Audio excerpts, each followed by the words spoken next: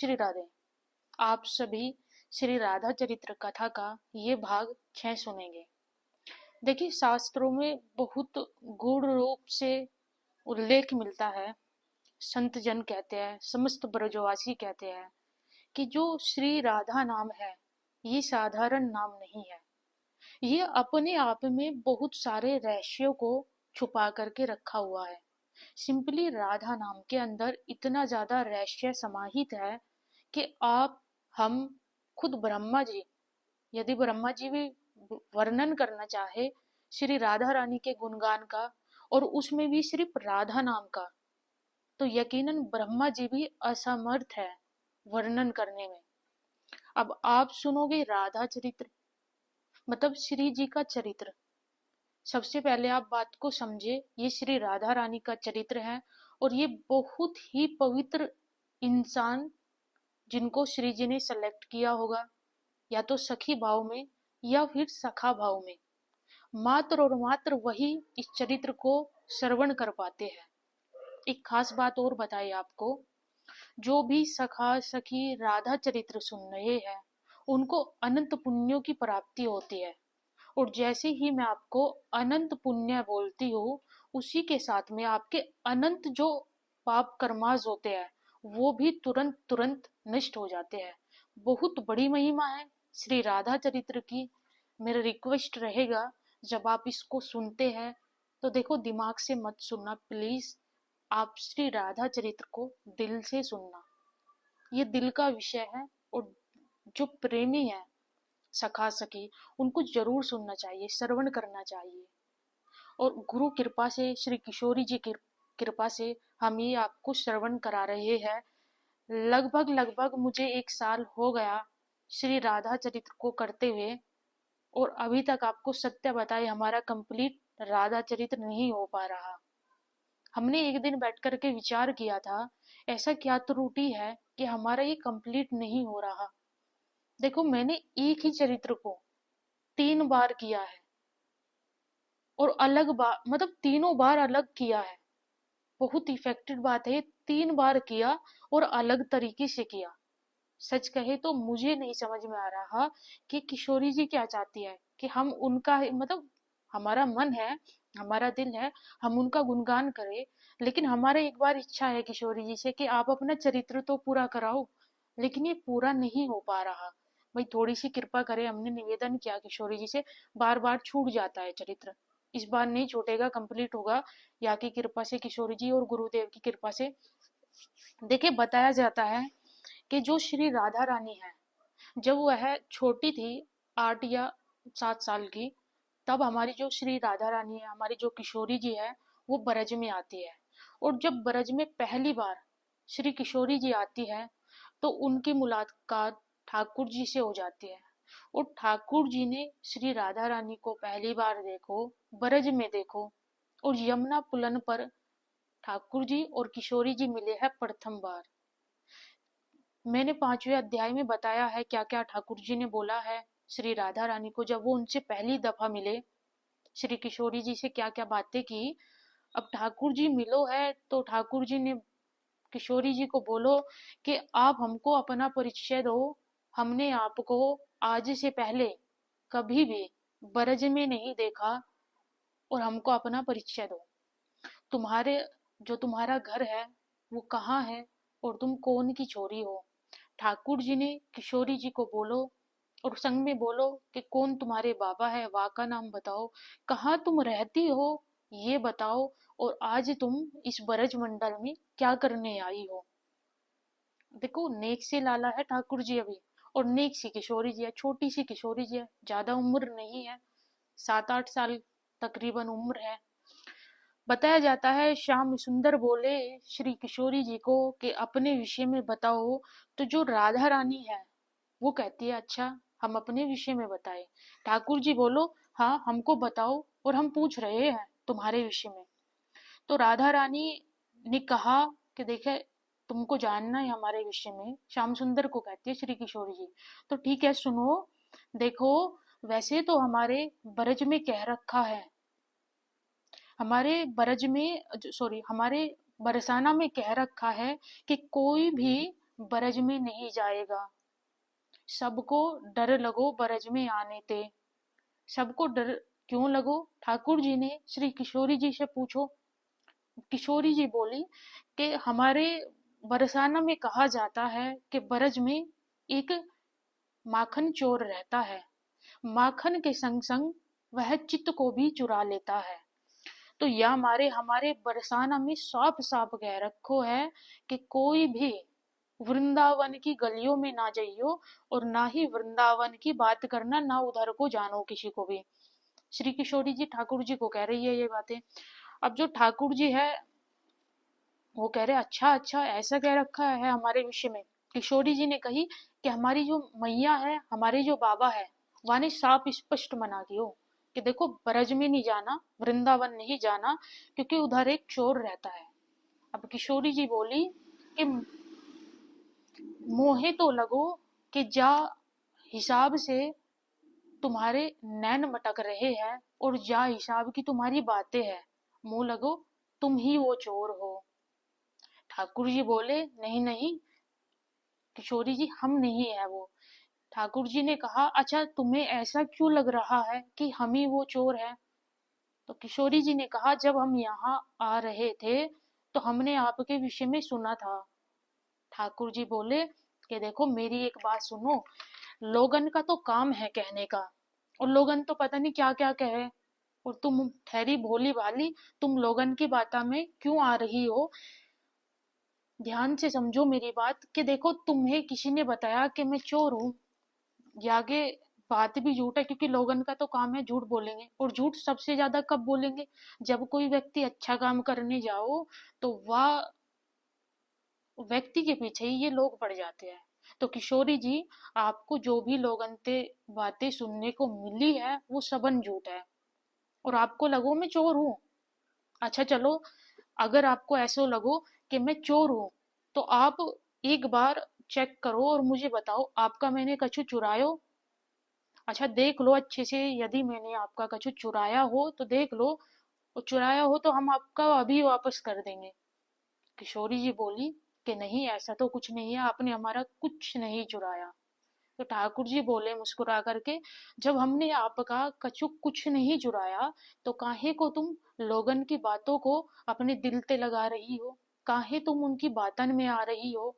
और देखो हमने पहले साफ कहा तुमसे कि लोगन का काम है कहने का, ना जाने वो तो क्या क्या कहते हैं, और जो भी व्यक्ति अच्छा काम करता है उसके विषय में तो ना जाने क्या क्या चर्चा करते हैं।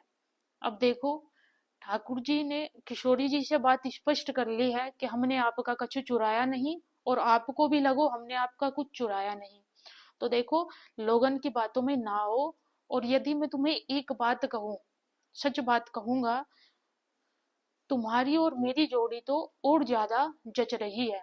तुम्हारी और मेरी जोड़ी कैसे जच रही है? ठाकुर जी बोलो कि देखो किशोरी, तुम तो गोरी गोरी और मैं काला सू, तो यानी काले और गोरे आदमी की जोड़ी ज्यादा जचे, मतलब हमारे जो ठाकुर जी, हमारे जो कन्हैया है वो थोड़े सांवले है, और श्री किशोरी जी तो एकदम कपूर की तरह गोर वरण है, वो तो गोरी है एकदम से, गोरी है, कमल जैसा रंग है श्री किशोरी जी का। और अभी छोटी सी ठाकुर जी सांवले रंग के हैं, लेकिन ठाकुर जी भी बहुत ज्यादा सुंदर है। जैसे श्री जी का रंग गौर वर्ण होने के नाते उनकी जो सौम्यता है, उनका जो प्यारा सा मुख है श्री किशोरी जी का, वो और ज्यादा चंद्रमा की तरह सुशोभित होता है। ऐसी ही हमारी किशोरी ठाकुर जी जो है, उनका चेहरा भी उनके सांवले रंग के साथ ही चमकता है, दमकता है। और जब एक साइड ठाकुर जी हो और एक साइड हमारी किशोरी जी विराजे हो, तो दोनों की जोड़ी जभी जचे। ठाकुर जी ने कहा कि देखो तुम गोरी गोरी और मैं सांवरा सो, और हम दोनों की जोड़ी तो ज्यादा जच रही है। अब कन्हैया तो भाई बातों में निपुण है, ठाकुर जी काफी चतुर है, बचपन से चतुर है, और हमारी जो किशोरी जी है, हमारी जो राधा रानी है, वो भोली भाली है। ठाकुर जी ने श्री किशोरी जी को अपनी बातन में फंसा लियो, और श्री किशोरी जी तो सरल है, सौम्य है, सीधी है, वो बातों में आ गई ठाकुर जी की।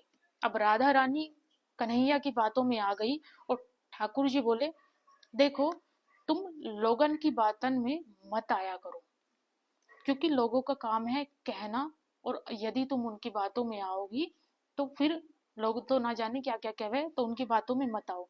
अब ठाकुर जी ने श्री किशोरी जी का हाथ पकड़ लियो, और हाथ पकड़ के ठाकुर जी श्री किशोरी जी को यमुना पुलाने की तरफ लेकर के जा रहे हैं, और दोनों खेलने लगते हैं। बताया जाता है प्रथम मिलन होता है ये श्री राधा रानी का और श्री कृष्ण भगवान का। प्रथम मिलन में जो सूरदास बाबा है उनका क्या भाव है, कहा जाता है ब्रज के रसिक कहते हैं कि इस दुनिया में आपको ध्यान से सुनने वाली बात है, ये बहुत विशेष बात है, सबसे ज्यादा नोट डाउन करने वाली बात।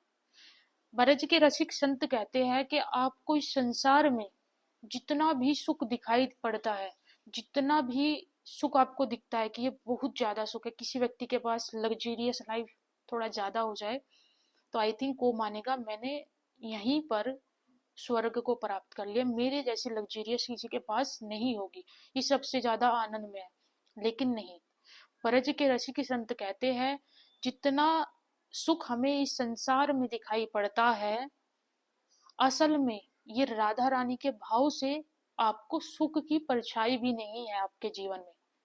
यदि आप राधा रानी के सुख में आ जाए, सुख में एंटर कर जाए, राधा जी की भक्ति में एंटर कर जाए, और राधा जी की भक्ति में आने के बाद जो आपको सुख मिलेगा, अभी जो ये सुख आपको दिख रहा है ना संसार में, ये उनकी राधा जी की परछाई के बराबर भी नहीं है। जब राधा जी अपने भक्त पर प्रेम करते हैं, प्रेम लुटाती है, दुलार लुटाती है, उस समय एक मात्र भी आपको 1% भी अभी आपने संसार में सुख नहीं भोगा। सुख तो तब मिलता है इस संसार में जब आप राधा जी की शरण में आ जाते हो, वो सबसे बड़ा सुख बताया। बताया कि जिसकी छाया में इतना सुख लगता हो, इस संसार में इतना सुख लगता हो आपको, लेकिन जब आप सच्चे सुख में जाएंगे, और वो सच्चा सुख कहाँ है, वो श्री राधा रानी की शरण में है।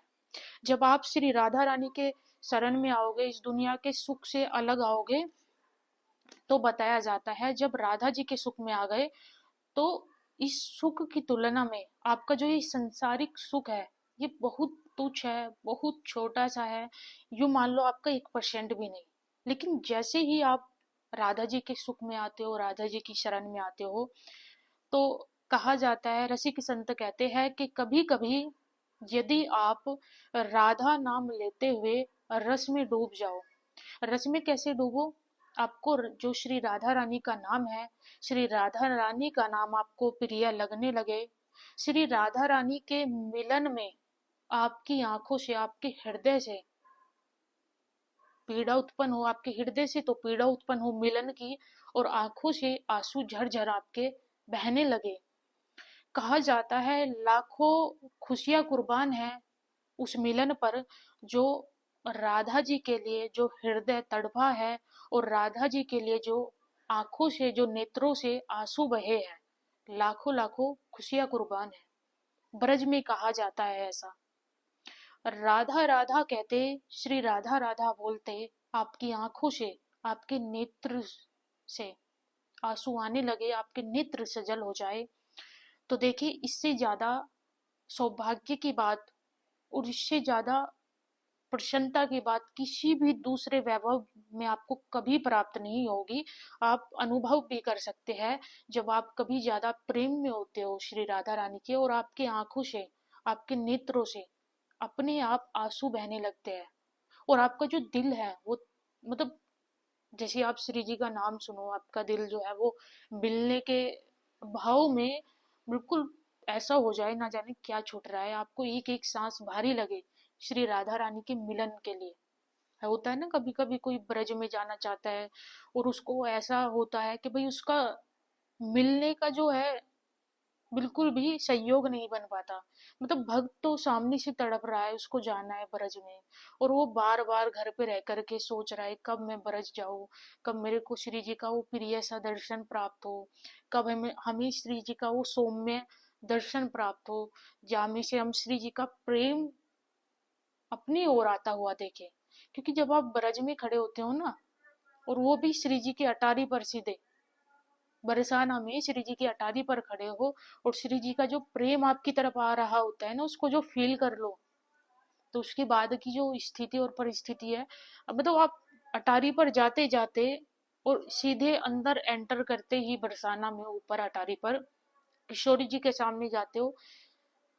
आजमा लेना आप इस बात को कि आप अपनी सुध बुध खो देते होगे। आपको नहीं पता कुछ समय के लिए आप कौन हो, क्या हो, आपका नाम क्या है, आप कहाँ से आए हो। रियल बात बता रहे आपको।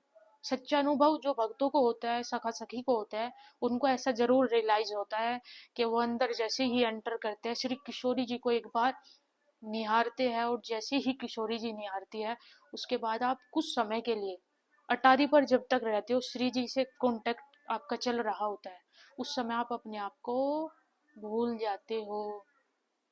किन किन के साथ ऐसा होता है मुझे जरूर बताना। कल के प्रसंग में हम बताएंगे, एक बाबा बरसाना में रहते थे। जब वो बरसाना में रहते थे तो उनके साथ एक बहुत अद्भुत घटना घटती है। उस अद्भुत घटना में श्री राधा रानी साक्षात उन बाबा को अपने होने का संकेत देती है। बिल्कुल प्रत्यक्ष रूप से अनुभव कर लेते हैं बाबा कि हाँ, राधा जी आई थी, उन्होंने उनके प्रेम को स्वीकार किया है। बाबा एक वस्तु लेकर के आते हैं राधा रानी के लिए, और वह देना चाहते हैं। तो उस वस्तु को श्री राधा रानी कैसे लेती है, किस तरीके से लेती है, स्वीकार करती है श्री राधा रानी। सब कुछ जो आप उनको प्रेम से देते हो, जो श्रद्धा से देते हो, सब कुछ स्वीकार करती है। आपसे रिक्वेस्ट है, इस राधा चरित्र को शेयर करना, राधे राधे जरूर लिखना, सबंध सखा सखी की जय जरूर लिखना, और कैसे लगा जरूर बताइएगा। राधे राधे।